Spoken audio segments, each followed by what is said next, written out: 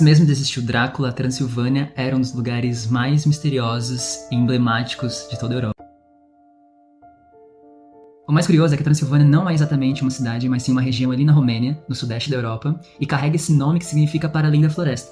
E talvez isso explique um pouquinho desse misticismo por trás da Transilvânia, por ela estar entre a realidade e as suas lendas. Inclusive foi ali onde a literatura e o cinema se encontraram para dar origem aos maiores símbolos da cultura, o Conde Drácula. Mas na verdade, Transilvânia já parecia ter saído de um filme de terror, ali com aquela carga densa, aquela atmosfera sombria, antes mesmo do cinema visitá-la. E na sua formação, ela já tinha uma forte presença de uma diversidade cultural, de uma riqueza estética, ali pela fusão do Renascimento, do Gótico, do Barroco, do Medievo, que acabou ali influenciando mesmo na formação daquela região, das vilas, dos castelos, das fortalezas, que acabaram sobrevivendo ao tempo e é presente até hoje. E então, em 1897, o escritor irlandês Bram Stoker acaba ali transformando a Transilvânia num palco para sua história de terror gótico, ali com forte influência do folclore europeu, das lendas eslavas, da literatura vampiresca de décadas atrás e também de figuras históricas reais. Tomando tudo isso com base, ele acaba criando uma das histórias mais influentes e mais conhecidas do mundo. Até mesmo um dos personagens do livro, Jonathan Harker, ele acaba descrevendo ali a sua viagem para a Transilvânia como um rumo ao desconhecido. E como não ter essa sensação, né? A gente vê pelos filmes ainda mais com essa pegada sombria, aquelas neblinas, aquelas montanhas, aqueles castelos no meio do nada. E tipo, como não desconfiar, assim, é literalmente o cenário perfeito para o filme de terror. Talvez nenhuma figura tenha sido tão importante para o imagético da Transilvânia quanto a de Vlad III, que acabou servindo de inspiração ali pro Conde Drácula e também depois, mais tarde, foi revisitado inúmeras vezes em várias outras releituras. E clássico da literatura de terror vai acabar ali marcando as gerações seguintes, inclusive chegando no cinema em 1922 com o filme Nosferatu, do Murnau,